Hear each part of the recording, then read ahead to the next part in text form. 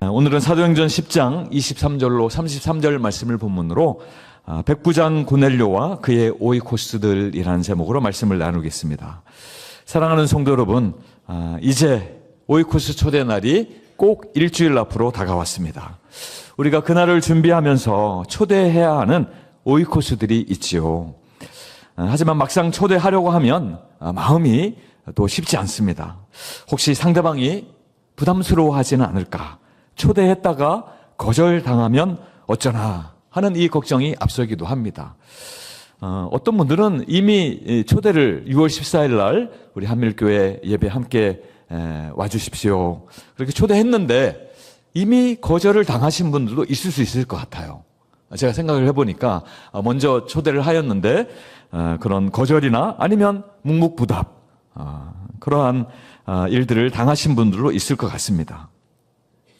어떤 말로 또 초대의 말을 시작해야 될지 망설여지고 또 교회에 와서 불편해하거나 또 어색해하지 않을까 걱정하는 마음이 들기도 합니다. 마음으로는 꼭 함께 예배 자리에 왔으면 좋겠는데 선뜻 용기가 나지 않습니다. 자, 그런데 성도 여러분, 이럴 때 우리가 꼭 기억해야 하는 사실이 있습니다. 그것은 바로 누군가를 하나님께로 초대하는 일은 결코 우리 혼자 해내야 하는 일이 아니라는 것입니다. 우리가 사람의 마음을 억지로 열 수가 없습니다. 사람의 마음을 움직이시는 분은 하나님이십니다. 하나님께서 먼저 그 사람의 삶 가운데 일하고 계시고 하나님께서 먼저 그를 만나고 계신다라는 것입니다. 그리고 우리 마음에 그 사람의 이름이 또 그 사람의 영혼이 떠오르게 하고 그를 위하여 기도하게 하시고 마침내 사랑으로 초대할 수 있는 믿음의 용기를 주신다라는 것입니다. 그러므로 우리가 먼저 붙들어야 하는 것은 두려움이 아니라 믿음인 줄로 믿으시기 바랍니다. 내가 과연 저 사람을 데려올 수 있을까? 그것이 아니라 하나님이 이미 그 사람의 마음에 일하고 계시지는 않는가? 계실 거야 하고 바라보는 믿음입니다. 바로 그 믿음으로 오늘 고넬료의 이야기를 들여다보면 우리는 복음의 초대가 어디서부터 시작되는지를 우리가 보게 되어집니다.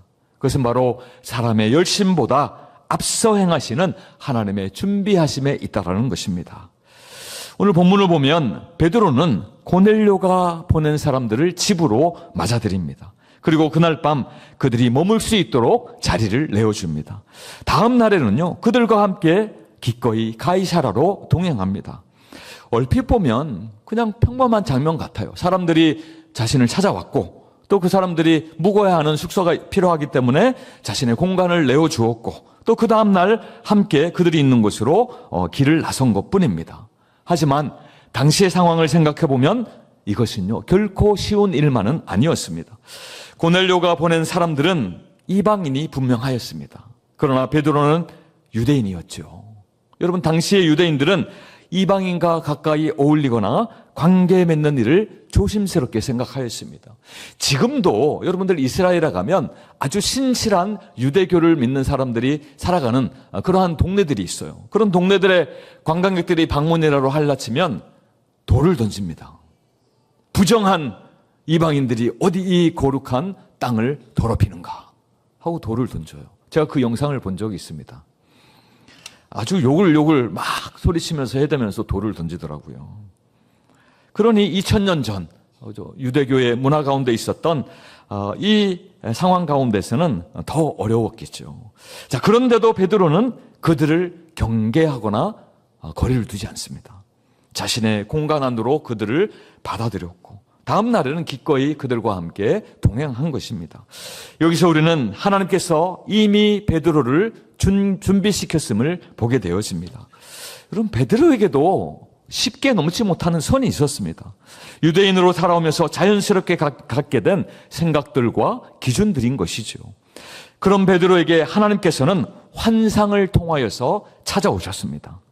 하늘에서 큰 보자기 같은 것이 내려왔는데요, 그 안에는 유대인들이 부정하다고 여기는 동물들로 가득가득 차 있었습니다. 그런데 하나님이 그 환상 가운데 베드로에게 무엇을 이야기하십니까? 그 동물들을 잡아서 먹으라. 베드로가 단박에 거절하죠. 아니 하나님, 이 부정한 음식을 제가 어떻게 먹을 수 있겠습니까?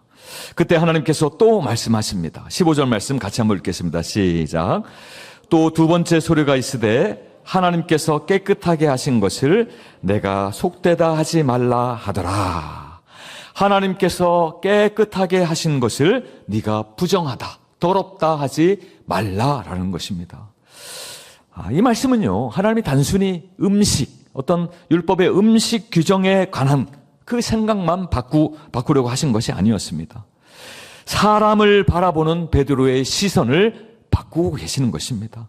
고넬료를 만나기 전에 하나님은 먼저 베드로 안에 있었던 모든 편견과 경계, 이방인을 향한 그 모든 벽들을 허무신 것이죠.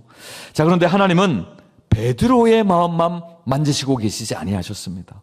고넬료의 삶 속에서도 이미 하나님은 일하고 계셨던 것입니다. 고넬료는 로마 군대의 백부장입니다. 100명의 장정들을 통솔하는 군대의 지휘관이죠. 유대인의 눈으로 보면 그는 이방인이었습니다. 복음과는 상당히 거리가 먼 사람이었지요. 하지만 하나님은 고넬료의 중심을 보셨습니다. 오늘 읽지는 않았지만 10장 초반에 보면 고넬료가 어떠한 사람인가를 평하는 그 글이 있습니다. 그는 여호와 하나님을 경외하며 살아가는 사람이었습니다. 그리고 정기적으로 하나님께 기도를 드리는 사람이었습니다. 그리고 유대인들을 가난한 유대인들을 구제하던 사람이었습니다. 여러분, 이방인인 고넬료가 보기에, 또 로마의 군대 지휘관인 고넬료가 보기에 유대인들은 식민지 사람들이잖아요. 돌보지 않아도 돼요. 의무가 없습니다. 그럼에도 하나님을 신실하게 섬김으로, 하나님의 사랑으로 유대인들까지도 그렇게 사랑한 것이죠.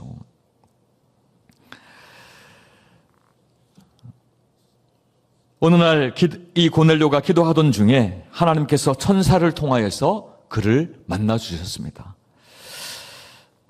그리고 요바에 있는 베드로를 불러오라고 기도를 통하여서 환상 가운데 천사를 통하여서 말씀하셨습니다. 가이사라에서 요바는 한 38km 정도 떨어져 있습니다. 두 도시 다 항구 도시지요. 가이사라는 지금은 유적으로만 남아 있습니다. 그럼에도 불구하고 유적들이 상당히 남아 있어요. 원형 경기장도 남아 있고요. 전차 경주를 하던 아주 큰 그러한 경기장도 남아 있습니다. 그리고 항구를 만들기 위하여서 방파제를 세웠던 그런 흔적들도 지금 남아 있습니다. 그리고 요바는 지금 이스라엘의 테라비브라고 하는 도시에 속해 있는 그런 항구 도시입니다. 그곳에 베드로가 있으니까 그 베드로를 청하여서 나의 말을 한번 들어보아라. 말씀을 들어보아라. 라고 그렇게 하나님께서 환상 중에 말씀하신 것입니다. 고넬료는 기도 중에 하나님의 말씀, 천사를 통하여서 하나님이 말씀하신 그 말씀을 가벼이 여기지 않았습니다. 이해되지 않는 부분이 있었을지라도 하나님의 인도하심을 믿고 곧바로 종 2명과 또 군사 1명을 그렇게 보내었습니다. 그러니까 이 베드로와 고넬료의 이 만남, 오늘 성경이 말하고 있는 그 만남은 우연히 이루어진 것이 아니라는 것을 분명하게 우리에게 보여주고 있습니다. 하나님께서 한쪽만 준비시키신 것도 아니었습니다. 하나님은 베드로의 마음을 열어주셨고 또한 동시에 고넬료의 마음도 열어주신 것입니다. 말씀을 전할 사람도 준비시켜 주셨고 말씀을 들을 사람도 하나님이 미리 준비시키셨다는 것이죠. 사랑하는 성도 여러분, 우리가 다음 주일 오이코스 초대 날을 준비하면서 꼭 기억해야 하는 것이 있습니다. 우리가 누군가를 초대하기 전에 하나님께서 이미 그 사람의 삶 속에 일하고 계신다는 사실입니다. 우리는 그 사람의 겉모습만 봅니다. 말투만 봅니다. 그 사람의 교회에 감심이 없어 보이는 그 모습만 보는 것이죠. 그래서 쉽게 마음에 낙심이 되고 또 절망이 되고 또 판단이 됩니다. 그런데 오늘 본문은 우리에게 이렇게 물어봅니다. 정말 그런가? 정말 너희가 낙심할 정도인가? 포기해야 할 정도인가? 우리가 보지 못하는 곳에서 하나님께서 이미 일하고 계신다면 어떻게 할 것인가? 여러분, 우리의 오이코스들을 향하여서 우리의 오이코스들의 삶 가운데, 마음 가운데 하나님이 이미 일하고 계시다면 우리가 어찌 낙심할 수 있겠습니까? 그것을 이 오늘 성경 말씀이 묻고 있는 거예요. 여러분, 고넬료도 처음부터 예수 그리스도의 복음을 잘 알고 있었던 사람이 아닙니다. 그러나 그 마음 안에는요, 하나님을 향한 갈망이 있었어요. 뜨거운 열심이 있었습니다. 그런 고넬료를 하나님이 외면하지 아니하셨습니다. 그리고 베드로를 보내주신 것이죠. 오늘 우리 주변에도 그런 사람들이 분명히 있습니다. 겉으로는 신앙에 아무 관심이 없어 보이는 그러한 사람이지만 마음 한편에는 하나님의 위로와 절대자의 소망을 찾는 사람들이 있습니다. 삶의 무게 앞에 담을 찾지 못해 고민하는 사람들도 있지요. 누군가가 이 문제에 대하여서 해결해 주었으면 하는 그렇게 바라는 사람들도 있습니다. 누군가 자신의 이야기를 들어주고 함께 기도해 주기를 바라는 우리 주변에 오이코스들이 있다라는 것입니다. 신앙 이야기를 먼저 꺼내지는 못해도 사실은 이미 하나님을 만날 준비가 다 되어 있는, 이미 예수 그리스도의 복음을 받아들일, 영접할 준비가 다 되어 있는 우리 주변에 오이코스들이 있다라는 것입니다. 그래서 우리는 사람을 너무 쉽게 단정하지 말아야 하겠습니다. 전도는 하나님께서 이미 일하고 계신 그 사람에게 믿음으로 다가가는 것입니다. 초대의 말은 우리가 건네지만 그 마음을 움직이시는 분은 하나님이시라는 것입니다. 우리에게 필요한 것이 있다면 순종하는 믿음인 줄로 믿으시기 바랍니다. 우리가 보지 못하는 곳에서도 하나님은 지금도 일하고 계십니다. 그러므로 낙심하지 마십시오. 여러분, 포기하지 마십시오. 여러분, 개그우먼 중에 송은희 씨를 아십니까? 지금은 개그 프로그램에는 거의 나오지 않고요.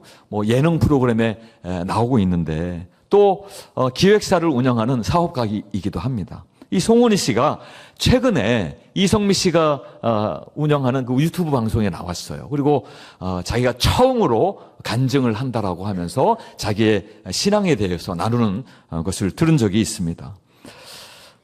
이 사람이 주변에 이제 동료 연예인들 중에 예수 믿는 사람들이 많이 있었기 때문에 이성미 씨를 통하여 또 최강희 씨를 통하여서 이제 교회 같이 가자고 그렇게 전도를 받았다고 합니다. 그런데 이제 처음에는 그렇게 마음에 내키질 않아서 너나 가라.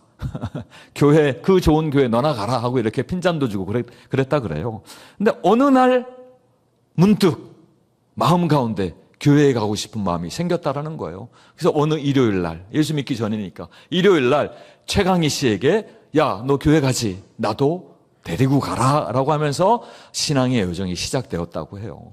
근데 이상하게도 성경 말씀이 자기는 믿어지더라는 거예요. 그냥 보는 순간 성경의 말씀이 믿어지고 하나님이 나를 사랑하고 예수님이 나를 위해 죽으셨다는 것이 믿어지더라는 것이에요. 그게 2003년의 일입니다. 자, 그러고 나서 이제 아버지께서 투병하시다가 병상에서 세례를 받고 돌아가셨다고 해요. 근데 문제는 어머니가 독실한 불교 신자였다는 거예요. 그러니까 이제 남편이 죽었으니까 불교식으로 장례를 치러야 된다. 나는 49제를 드려야 마음이 편하겠다. 이렇게 얘기를 했다라는 거예요. 그러니까 사실은 어머니가 아직 신앙이 없으시니까 어머니 마음 편한 대로 하세요 하고 49제를 지내는 거죠. 49제를 보니까 이제 7일에 한 번씩 이제 절에서 아니면 스님들을 모셔다가 그렇게 제를 지내는 거예요. 그 영혼이 극락왕생하도록. 불교에서 그렇게 믿는 거죠. 7일에 한 번씩 49일 동안 그렇게 하는 것이죠. 근데 절에서 이제 어머니가 다니는 절에서 이제 식구들이 다 모여가지고 법당 안에서 이제 스님이 이제 목탁을 두드리면서 이제 경을 외우지 않겠습니까? 연부를 하고 있는 거예요. 이제 49제를 지내는 거죠. 근데 이제 송은희 씨는 신앙이 있으니까 앞에 앉지는 않고 뒤에 이렇게 앉아가지고 무릎을 꿇고 그러고 앉아 있는데 그 마음에 기도하라는 마음이 들더라는 거예요. 무엇을 위해서? 자기 눈앞에 천도제를 지내고 있는 49제를 지내고 있는 그 12명의 식구들을 위해서. 그 식구들의 영혼이 구원받아야 될 텐데 그 식구들의 영혼이 헛된 것에 저렇게 엎드리지 않아야 되겠는데 하면서 기도를 했다라는 거예요. 그로부터 여러분 8년 후에 어떤 일이 일어났을까요? 어머니가 어느 일요일 날, 그 어머님 믿음이 없었으니까 일요일이겠죠. 야, 딸을 보고 그렇게 이야기하더라는 거예요. 야, 너 교회 가니? 나도 데리고 가라. 송은희 씨가 적극적으로 전도하고 교회를 막 끌고 가고 그러지 않았다고 해요. 그냥 자기는 자기 신앙생활을 하고 있었는데 같이 살던 어머니가 어느 날 갑자기 그렇게 이야기하더라는 거예요. 마치 자기처럼 자기도 최강희 씨라는 그 탤런트한테 야, 너 교회 가지. 나도 데려가. 이렇게 해서 교회를 다녔는데 어머니도 야, 너 오늘 교회 가니? 나도 데리고 가라. 라고 했다라는 거예요. 그 이후로 어머니가 신앙생활을 하기 시작했다라는 거예요. 며칠 지나지 않아서 어머니가 흰 봉투 2개를 준비하셨다고 해요. 흰 봉투 2개. 하나는 자기가 열심히 다니던 절의 스님을 위하여서, 다른 하나는 자기가 열심히 전 보러 다니던 보살집에 있는 그 보살을 위하여서 봉투를 2개를 하얀 봉투에 준비를 해가지고 찾아갔다는 거예요. 찾아가서 스님, 제가 이제 교회를 다니기로 했으니 이제 절에 오지 못합니다. 제가 제 이름으로, 우리 가족들 이름으로 연등도 달고 했는데 이제 앞으로는 그런 것을 못하게 되었습니다. 라고 하면서 봉투를 드리면서 이야기를 했다고요. 보살한테도 마찬가지죠. 이제는 전 보러 오지 않겠다고 얘기했다는 거예요. 사실은 예의를 갖춘 것이지만 사실은 그 마음 안에 신앙의 결심이 선 것이죠. 이제는 예수 그리스도로, 이제는 하나님으로 살아가겠다. 여러분, 송은희 씨가 그 간증 가운데 무엇을 이야기하냐면요. 그 이성미 씨에게 물어보는 게, 진행하는 이성미 씨에게, 언니, 이제는 그 식구들, 12명의 기도했던 식구들이 다 교회 다녀요. 다 신앙생활 합니다. 여러분, 놀랍지 않습니까? 법당에서, 그죠? 무슨 소리를 들으면서? 목탁 리듬에 맞춰서 기도를 했다는 거예요. 그 간증이에요. 목탁 리듬에 맞춰서 간절히 기도하였는데 하나님이 그 기도를 응답하신 거죠. 들으신 거죠. 하나님께서 마음에 품게 하신 여러분들의 오이코스들, 이미 거절을 한 오이코스가 있다 하더라도 여러분 포기하시지 마시기 바랍니다. 다시 그 이름을 붙드시기 바랍니다. 그리고 이번 한 주간 그들을 위하여 기도하며 사랑으로 또 초대의 자리 가운데, 초대하는 자리 가운데로 나가시기 바랍니다. 우리의 작은 순종을 통하여서 하나님께서 가족과 친척과 또 친구와 이웃들을 주님 앞으로 이끄시는 그 은혜를 우리에게 주실 줄로 믿으시기 바랍니다. 자, 오늘 말씀을 통하여 우리가 깨닫는 진리는요, 2번째로 하나님은 우리로 경계를 넘어가게 하십니다. 25절 말씀인데요. 마침 베드로가 들어올 때에 고넬료가 맞아 발 앞에 엎드려 절하니. 여러분, 드디어 베드로가 고넬료의 집을 찾았습니다. 여러분, 고넬료에게 베드로 어떤 사람이었을까요? 하나님께서 천사를 보내어서 베드로를 불러서 들어보아라 라고 한 그 사람이 지금 눈앞에 있지 않습니까? 마치 하나님을 보는 것 같지 않았을까요? 그래서 그 앞에 어떻게 합니까? 엎드려 절하였다. 현대인의 성경은 경배하였다라고 번역을 하고 있어요. 원어에 그런 의미가 있습니다. 마치 신을 경배하듯이, 마치 신이 보낸 메신저를 경배하듯이 그렇게 경배하였다라는 거예요. 그런데 베드로의 반응이 의외입니다. 그는 곧바로 그 고넬료를 일으켜 세우면서 이렇게 이야기하는 거예요. 일어서십시오. 나도 사람입니다.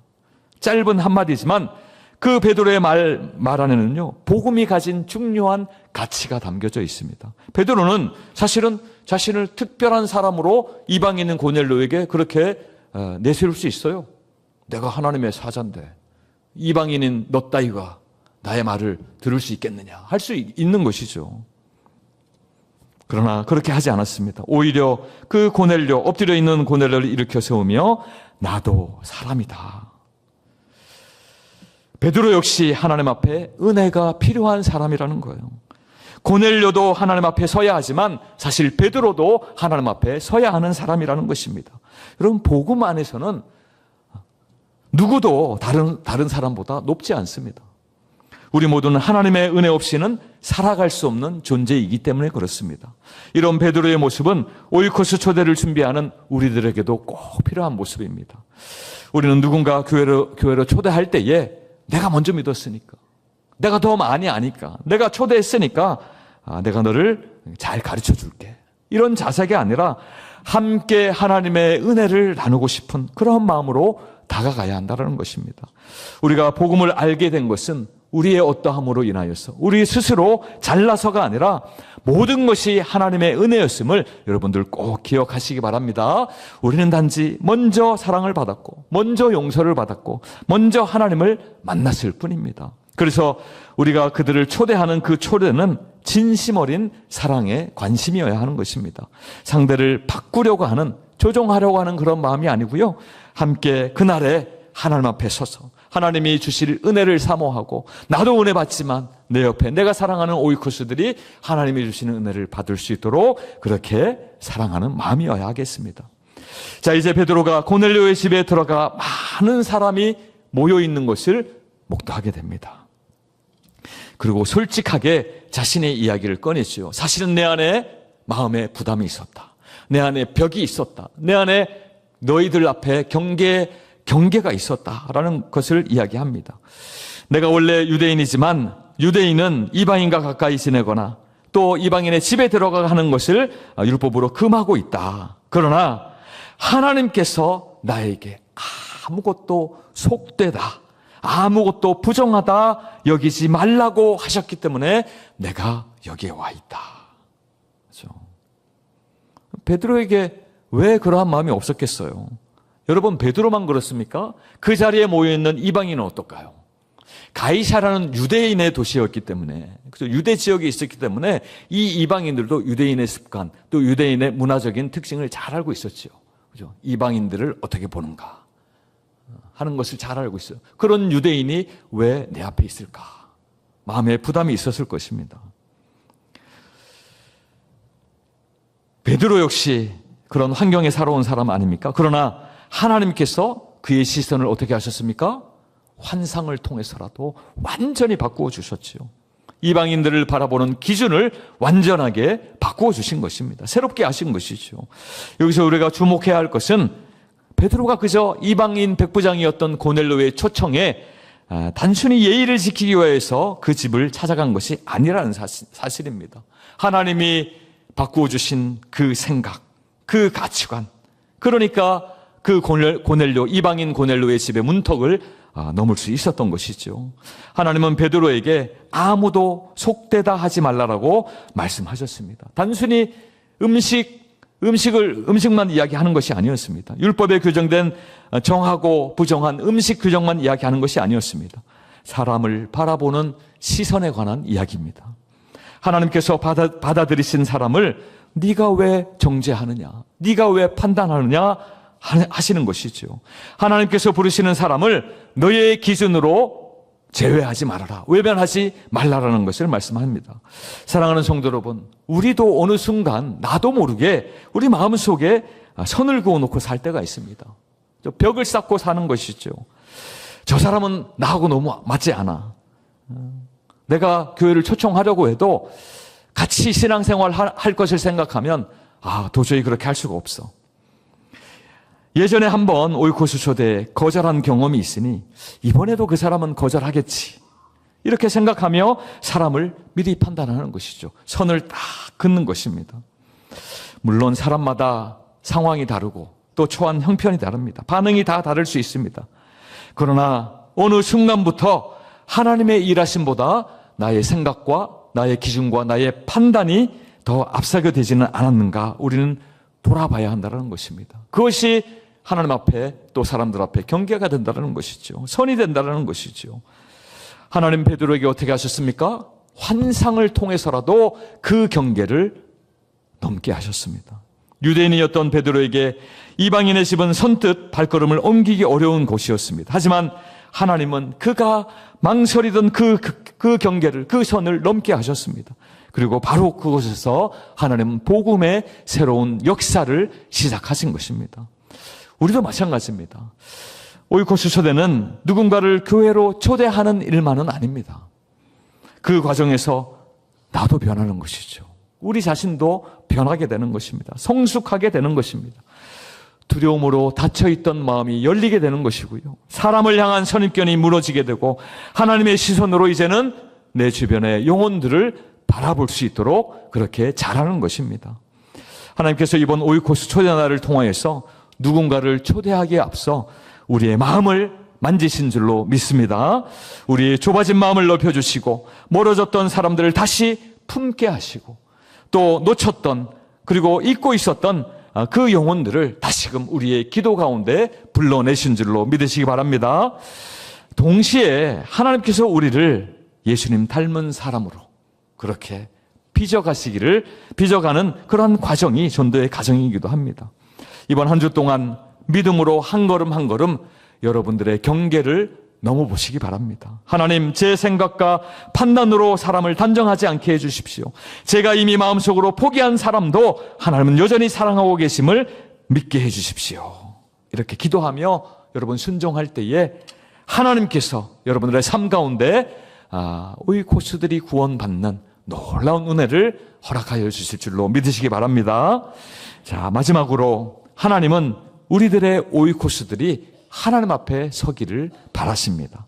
본문 24절 말씀을 보면 정말 인상적인 장면이 나옵니다.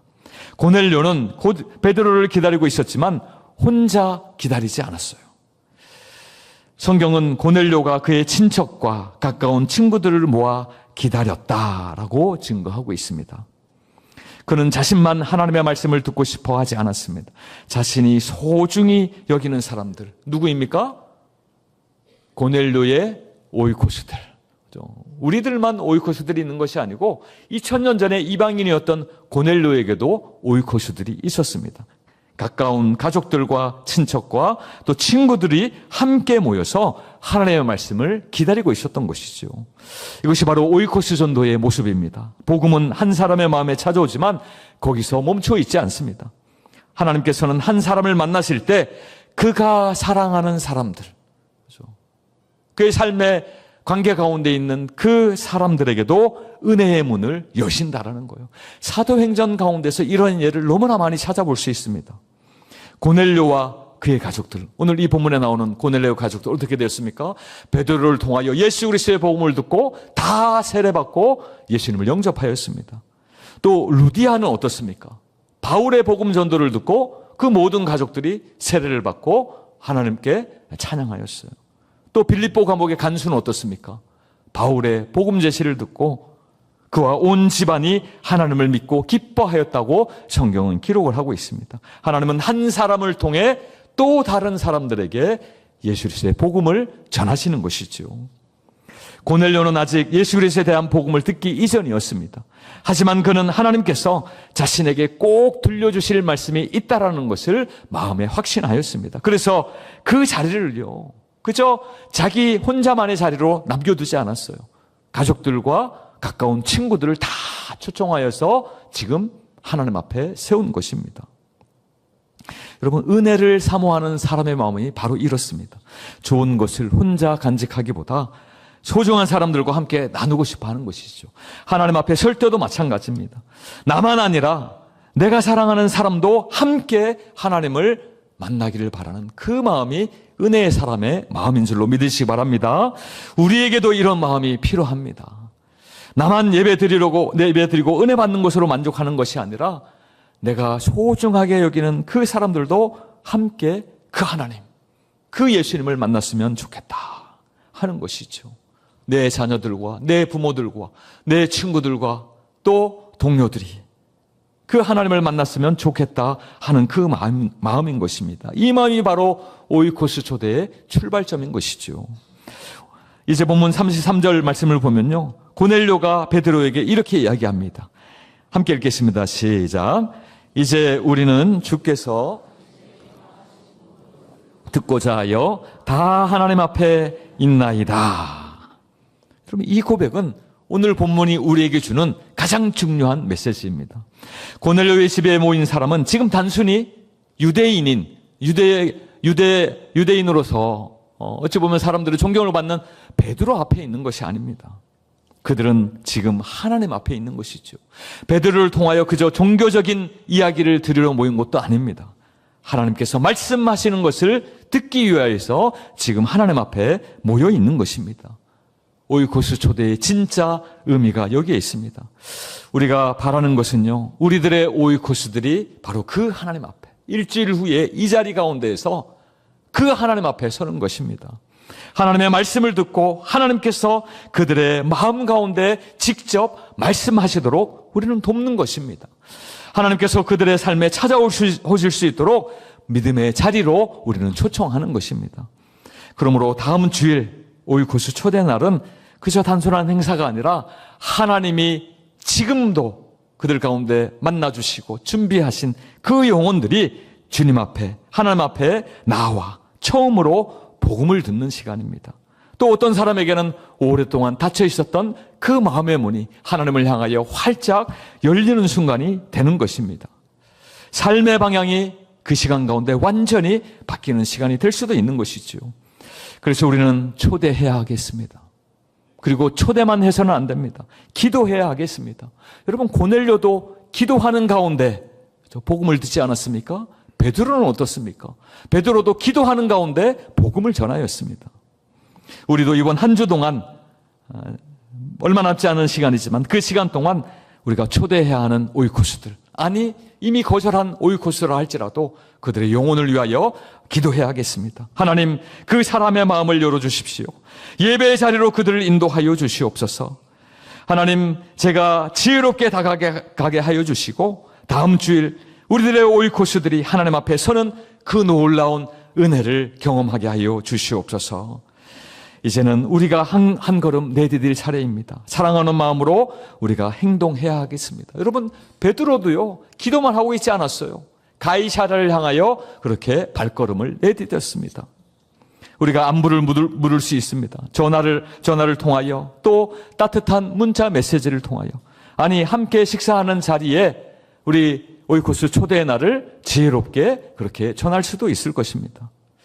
혼자 오기 어색하면 제가 집 앞으로 찾아가겠습니다 라고 우리가 호의를 베풀 수도 있습니다. 하나님께서는 그런 작은 용기와 우리의 사랑을 통하여서 역사하시는 줄로 믿으시기 바랍니다.